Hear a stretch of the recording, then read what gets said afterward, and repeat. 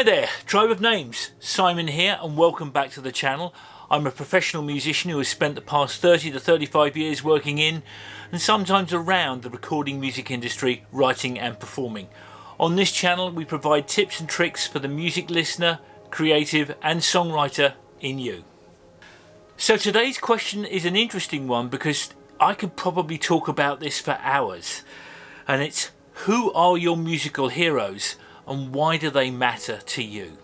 Now obviously, and probably much like yourself, I could stream out a whole long list of musical heroes. In fact, I could probably talk about them all day. But what I've tried to do in this segment is distill down what I think are my favourite artists, that's certainly the ones that keep recurring in my mind whenever I think of this subject. And they're people like Jeff Lynne and Peter Gabriel and Andy Partridge and Jay Dilla and Fortet, Stevie Wonder and Stars of the Lid, Brian Eno, and even people like Kid Koala. Yeah, hi there, this is Simon from Slightly in the Future. I was just watching that last sequence of artists that I was listing off, and I suddenly realised that I had mentioned no female artists in that list whatsoever. I'm an idiot, and let me redress that balance immediately by mentioning first off Kate Bush, who I think is one of my longest lasting female influences. That lady is a genius, and I mean that in the purest sense of the word, an absolute visionary. And speaking from a contemporary viewpoint, probably Billie Eilish. The production and the music that she makes right now is amazing. And then from a vocal point of view, Sarah Vaughan, what a fantastic voice that woman had. It was brilliant. And lastly, probably one of the biggest influences as me, certainly aspirationally as a songwriter since the 90s, is PJ Harvey. Thank you, Polly Jean. Appreciate that. Once again, apologies. And now back to the video. They're all incredibly important artists to me, and I suspect, as I said before, you could probably list off a whole load of artists that would mean an awful lot to you as well. But first off, for me, I think the reason why the people that I mentioned previously are so impactful upon me and upon my psyche is because a lot of them served as gateways into music, especially people like Peter Gabriel. And the reason why Peter Gabriel left such a big impact on my life was because it was Peter Gabriel 3, or the Melt album, which was the first album that I ever bought with my own money. And I took that home as a massive purchase. When you're, I think I must have been 14, maybe 15 when I first purchased that album. I didn't have any money. I didn't have any responsibility. Music was my entire world. And so for a 14, 15-year-old boy, buying Peter Gabriel 3 was the equivalent of me right now buying a house or a car. It was that impactful on my life, and it taught me a lot about how music is put together. In fact, even though that wasn't the first album that I ever had, in fact the very first album that was ever given to me was Jeff Lynne and ELO's Out of the Blue, that was I think released in '77, and that's also another fantastic album. You should check that out if you haven't already. But with regards to Peter Gabriel 3, it was a gateway into so many other people's lives. And the reason why I make mention of that is that when I was listening through the tracks, as is often the case back in the day when we had vinyl albums, you pulled the sleeve out and you read the lyrics and you read the liner notes as you were listening to the record. And one of the things that really got me about that is there was a whole list of artists that were on that album.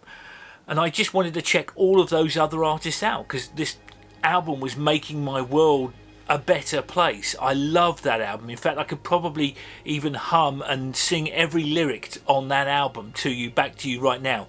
Not that I will, but I really felt that that album seeped deep into my bones, so much so that I don't think that I'll ever have that kind of reaction to an album again. I mean, you only ever have a first reaction to music once in your life, and that was mine.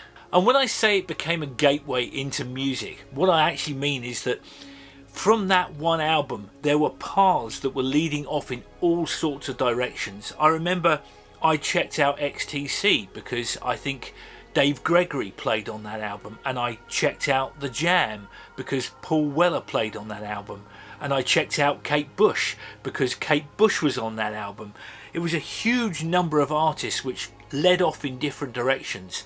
It became the central pillar from which I ventured out and always returned to in order to explore other paths.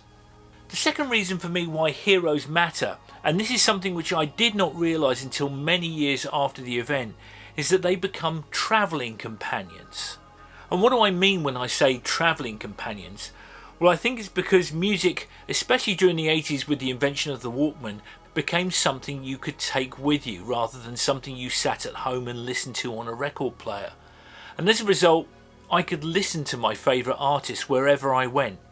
And one of the things that I found, especially when it came to music, was that it was fabulous for taking on public transport. Now, I'm a Londoner, obviously an ex-Londoner now I live in Philly, but I've always been a city dweller, and one of the things about the UK is you can get absolutely everywhere by train and public transport, and especially trains. Sitting on trains with my Walkman and then my CD Walkman and then my mini disc and then my iPod player, I would travel all over the country just listening to my music as I looked out of the window. And one of the things that I found was that my musical heroes took on a very different kind of influence on my life because they were travelling with me, and I was using it as the soundtrack of my life. Yeah, that's probably the best way of saying it. Yes, they became the soundtrack of my travelling life. And a classic example in this case were the final years of me living in the UK, travelling down to Eastbourne where my father lived on his own in a little flat. And I would get on the train in London, I think it might have been Waterloo, might even have been somewhere else, but I think it was Waterloo. And I would travel down to Eastbourne, which was I think about a 2.5 hour journey. And my constant companion on those journeys was an album, well actually many albums, by a band called the Blue Nile. Now the Blue Nile in themselves I don't think were a particularly impactful band upon my world until I started travelling, and for some reason their albums just suited sitting on a train and looking out the window perfectly. They're very introspective songs. They've got a very cinematic feel as well. Especially the first two albums, Across the Rooftops and Hats, I think it was. And I listened to those albums constantly, and I realised that this guy, this band behind this music, were some of my greatest heroes for the simple reason that they were accompanying me on journeys that I now hold very dear, because my father is now gone, and some of the reasons why I remember him with such fondness is because I enjoyed travelling down and the anticipation of seeing him, and the Blue Nile were caught up in that anticipation, in that joy of seeing my father. Thirdly, and this probably is going to be one which is a little bit more obvious, is that your musical heroes hold a mirror up to your life.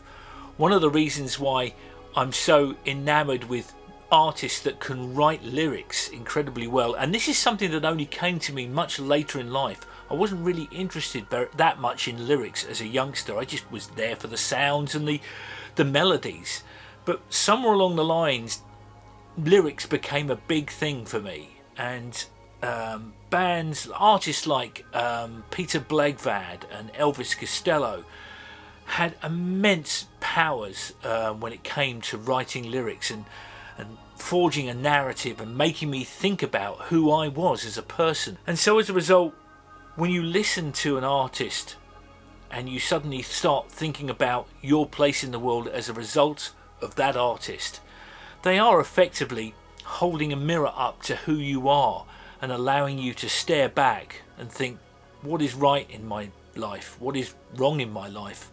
What could I do better? And the last thing that I will make mention about holding a mirror up to you is when it comes to artists, one of the things that I've noticed is that act of holding a mirror remains relevant throughout your entire life. It's not something I look back on and, oh, I was that kind of guy back in the day when I was young. There are still songs and there are still albums which do that, which hold that mirror up and allow me to examine who I am. And I don't think that is ever going to go away.